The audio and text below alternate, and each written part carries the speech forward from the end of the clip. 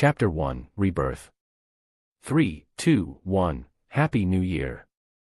It was the turn of the century, the year 2100, and the atmosphere was joyous in the Rajput household. The family of four were enjoying an extravagant feast at this monumental occasion. His mother lovingly smiled at him. Seeing his mother for the first time in 10 years, Rudra cried like a baby. He hugged his mother tight and just sobbed. He just held her and cried for 5 minutes straight before reorganizing his memory. He had somehow miraculously been reincarnated into his 21-year-old self, after being pushed down the stairs by the person he then considered his best friend. That guy. He was nothing more than a backstabbing bastard who pushed him down a flight of stairs for one epic item that his guild had earned and refused to sell. His mother had died of an illness when he was 31. 10 years from now, and it was not a fatal disease, but to cure it one needed $20 million. Even if his entire family sold themselves, they could not make that amount. In his mother's embrace, he resolved to save her this time. He then looked at the man who was his father, who was giving him dirty looks for crying in his mom's lap. Who, despite being so cold to him now, deep down treated him as his pride. The person he disappointed time and time again, who carried the burdens of the household alone. Never letting them realize that the now peaceful Rajput household was actually under $300,000 debt. He finally looked at his little brother, the angel of his life, Mahendra Rajput, a name that his little brother found extremely annoying, hence decided to call himself Max. Max was a prodigy, a genius who could have gone to Harvard if his family had enough money for his tuition, was looking at his big brother cry sheepishly. Rudra resolved to change his family's situation this time, because all in all, family is the only people who have your backs through thick and thin. He would make money enough to never face those circumstances again. He did not have enough to invest in stocks. Even if he did not believe enough to stay in the volatile market for long. The only thing he could trust was his own skills in the world-changing new game, Omega, which would be released 4 days from now on the 5th of January 2100. Omega would change the world with its breathtakingly realistic graphics and extremely intelligent NPCs who could outsmart the players. It was a world of its own, and within 3 years 95% of Earth's population would join the game. Well, after the auction house opens, the in-game currency would be linked to the real-world currency with an exchange rate of 1 gold equals $25. Many multi-billion-dollar companies would join the game to get a piece of this big pie called Omega. The strong guilds controlling vast territories would earn enormous sums of money and gain investment from big corporations. Last time he was just a pawn, a slave mistreated in the White Light Guild, where each and every of his hard-earned contributions were snatched away by his superiors, leaving him scraps. Even when he left the guild and started his own, his guild members were bullied and forced to quit and start a new account in the game. All his effort to earn a single epic item in the game resulted in him being bullied in the game, and even in real life. Pressured to sell the item at subpar price, he refused them all. Drinking with his then best friend, and White Light guildmate Derek, he had a small fight over refusing to sell the epic item to White Light. He leaned on his friend on the staircase on his way back, but the bastard pushed him down. He hit his head hard and got a concussion. He bled the way out to the hospital. Rudra died at age 36. Reincarnating to January 1, 2100. Now 21, fate gave him a chance to change his destiny. This time he would be a strong guildmaster. This time he would pay kindness tenfold and revenge 1,000-fold. The guildmaster who abused him. The girlfriend who dumped him. The best friend who killed him. The peers who mocked him. All of you better watch your backs. Equipped with the knowledge of future, he was confident in his abilities as a gamer to make the difference, to put him at the top of the pyramid where he would farm money. Chapter 2, Omega. Rudra's father was a stern man, and since Rudra graduated this year but was not placed, he went on to confront him. What plans do you have for the future? If nothing else, come join me in my company, he said. He half expected his son to rebel and them to have an argument, but Rudra was unexpectedly courteous. Please give me 10 grand and a time of 3 months, father. If I fail in my new endeavor, I will surely join your office. This attitude shocked his father. The usually brash kid was feeling so mature to him today. Okay then, do what you want. I will be moving out tomorrow, father. I'll return either having made something out of me or join you in the next 3 months. His father was worried for him, but he knew in his heart this was one of the make or break moments in a man's life. Being a young ambitious man himself in the past, he could feel his son's burning passion. He agreed and lent Rudra the sum of money, and Rudra rented an apartment for $200 a month and rationed all food necessary. He then went to the shop and bought the best headset for the new game. Omega, for $5,000. It was not as good as the gaming pods, but it will be a year before those were released, hence, he was now stuck with this 95% Neuralink headsets. Rudra was all set for the launch of the game tomorrow at 12 a.m. As he laid in his bed waiting, he created a strategy in his mind, all the things to do and all the hassles to avoid, even though he had played the game for countless hours. He was feeling nervous today with butterflies in his stomach. Like he did when he played his first time, he laughed as he found it silly. And soon the countdown to the game started. 10, 9, 8, 2, 1. Welcome to Omega. He was transported to a temple-like room with a fairy. She said, Light faction. Dark faction. Rudra chose the light faction. Archer. Assassin. Alchemist. Barbarian. Blacksmith. Ranger. Swordsman. Wizard. There were more than 35 classes in Omega. But Rudra already had decided on his. He would choose the Knight class. Usually one needed to read about all classes and then choose according to their strengths, but Rudra already knew all about the classes, hence he could choose one straight away. Rudra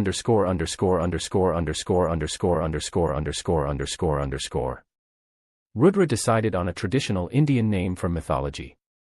A legendary character in the most bloody war in history. The ultimate schemer, Shakuni. 5%. Yes. And no. He chose no. He had no need to change his appearance. He came to know about 5 years into the game that changing one's appearance reduced the neural sync rate. He would absolutely not do it this time. Hazelgrove Kingdom. Nine Clouds Kingdom. Ghost Kingdom. Aquahos Kingdom. There were 4 major kingdoms in the eastern continent, and each kingdom had few major cities and a large capital city. But all players had to spawn from a small village near the capital city. The 4 kingdoms all had their history and lineage dating back to 1,000 years. It was astonishing as to how realistic and profound was this game world, giving royal dynasties a backdating lineage and each kingdom its own culture and heritage. Rudra had made his plan to make the Hazelgrove Kingdom his operations base, as his enemy, the White Light Guild, would be joining this kingdom. He was stationed in this kingdom for a long time and has knowledge of every dungeon, every nook and cranny of the kingdom. Please choose Hazelgrove Kingdom. Before the system gave him options, he said, I chose the Blackwater Village. Zap. He was transported to the spawn point in Blackwater Village. Rudra was elated. He looked to the skies and shouted, I am back. A few NPCs and players looked at him as if he was a madman. Rudra looked around and saw a scene all too familiar. Most players who spawned in the village were having struggle walking, and most were mesmerized at how real the world felt. Yes, the company advertised full dive technology, but noon expected it to be so good and feel so real. While some casual players were enjoying, some really hyper players and leveling maniacs had already ran off into the wild to kill some animals to gain EXP. He called out the system menu. Player name, Shakuni. Title, none. Class, Knight. Subclass, none. LVL, 1. Tier, shocked. Stats. AGI, 5 VIT, 5. Int, 5, STA, 5. PHY, 5, HP, 100/100. Status, healthy. Equipment, common stone sword. In Omega, all classes started with a 100 horsepower and 5 points in all stats, and upon leveling you get 5 stat points for each level, which you can freely distribute. Then according to your class you can choose your best stat distribution. Rudra was very weak right now, and it was time to go grind some levels, as the quest he needed to take in Blackwater Village required him to be of at least level 5. Off to leveling we go, thought Rudra, and ran into the wild. Chapter 3, Leveling Up. The way skills worked in Omega was you needed to either train in the skill manually yourself and learn to execute a skill flow, or upon slaying monsters or clearing dungeons you may get skill scrolls. Upon learning a skill scroll it would disintegrate, but you could instantly learn a skill using a scroll. But Rudra, even at level 1, knew 2 skills he used extensively in his previous life. Sword skills. Thrust and slash. Rudra passed a swarm of players on his way to finding a wolf den. Wolves were a level 3 monster. Generally Noon at level 1 should engage with even one wolf, much less a horde of 12 wolves, but Rudra was skilled enough to pull it off. He scouted his surroundings and hid behind a rock before throwing a small pebble in a bush near him. It alerted a wolf who came to check it out just as he peeked behind the bush. Slash. Minus 150 HP. The wolf died instantly. But now 11 wolves were charging in on him. Rudra ran around obstacles to slow down the wolves as he damaged them one at a time. -30, -30, -45, -30. It took him 17 minutes with his stamina fully depleted that he finally slayed all 12 wolves. 12. Plus 200%. Plus 20%. Plus 1,500. Ha ha ha ha, Rudra laughed madly. One single escapade gained him 5 levels. And now had 25 unassigned stat points. Actually, the distribution of points for the knight's class was easiest. It was standard distribution. A knight could learn magic and combat and also wield any weapon. They were the jack of all trades with all stats being balanced. Hence he evenly assigned all points. System open stat panel. Player name, Shakuni. Title, None. Class, Knight. Subclass, None. LVL, 6. Tier, 0. Stats. AGI, 10 VIT, 10. Int, 10 STA, 10. PHY, 10 HP, 200/200. Status, Healthy. Equipment, Common Stone Sword. He then went around to collect the loot. 30, 55. Leather boots, bronze beginner's boots, gives very little protection to the feet, will wear out easily. Plus 2% agility. Not bad for level 6, thought Rudra, and equipped the boots. The loot was decent, especially the 55 bronze coins. At this stage of the game the coins had immense value. A commoner NPC would earn about 10 to 15 silvers a year, that was the average wage, hence the value of the 55 bronze coins was someone's effort of a month. This world followed the system where 100 bronze coins equals 1 silver coin. 100 silver coins equals 1 gold coin. 1,000 gold coins equals 1 platinum coin. While most players were stuck at level 2 or 3, Rudra was already level 6, he was now ready for the quest that would be given in Blackwater Village Elder. He went back to the village, and went straight to the desolate hut at the edge of the village. That hut was visited by many adventurers, because its position was very peculiar, it stood out a lot. But Noon could get a quest because you needed to be level 5 first. But Rudra was still very impressed by these people's gamers' instinct to go to that house. On his way there he was advised by a bunch of players. Nothing there, mate, no quests.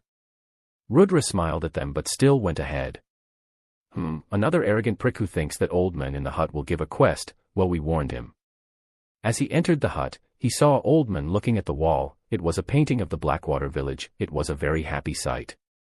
He turned to look at the adventurer and sighed. You look troubled, sir, may I help you with something? Asked Rudra. You are an exceptional adventurer, I see, gaining strength so fast. Perhaps you indeed have the capability to help me, come sit, I'll narrate you a story. Rudra was glad, the quest will now happen. He took his seat. Blackwater village was once a very prosperous farming village, with a beautiful lake in the village vicinity. Alas, 50 years ago the lake water turned black and made this area unable to do farming. I am the village chief for the last 60 years and am nearing my death, help me solve the mystery of the Blackwater lake. Blackwater village quest, A. Help the chief solve the mystery of the Blackwater lake. Rewards. Failure penalty, 200 reputation within Hazelgrove Kingdom, -3 level. Completion time, no set time. This was a terrifyingly difficult quest. At this stage of the game A-ranked quests were not possible for players to clear, and the penalty was extremely heavy. A negative reputation means you will not be welcome in any state-owned facilities. Rudra took in a deep breath and accepted the quest. This is because in his previous life a gamer named Quasi Cupcakes took this quest and it took him 4 months to clear it. But upon clearing he was given the title of Savior of Blackwater Village and the title of a Baron in the kingdom. These rewards were extremely important for Rudra, hence he undertook this quest. Also, he already knew the method of clearing, hence he would clear it much faster, that's why he dared to accept. He headed out to the wild as the secret of the Blackwater Lake was related to a hidden dungeon in the nearby forest. It was a rare hidden dungeon that would only activate when one found the hidden passage in a desolate cave in the forest. There was a necromancer in the cave practicing dark magic, and the wastage of his experiments was drained into the underground drainage system which connected the Blackwater Lake, turning the entire lake black. He needed to slay the necromancer and expose his hideout to the village chief to complete the mission. Easy, right? No, the necromancer was a level 11 entity and the number of skeleton guards were unknown. The previous guy completed the mission at level 15, hence for Rudra to clear it was going to be a big challenge. Chapter 4, The Forest. The location of the secret dungeon was about 5 kilometers into the dense jungle, and although Rudra had a general idea, he did not know the absolute location of the cave. Hence he had to take his time and explore. As he was exploring, he saw a party fighting a white Apla wolf of level 5. The party consisted of 6 players, all level 2 or 3, and were having an extremely difficult time against the wolf. At first Rudra did not wish to interfere, but seeing that 2 of the 6 party members died, he decided to help them, as for him it was not a big deal.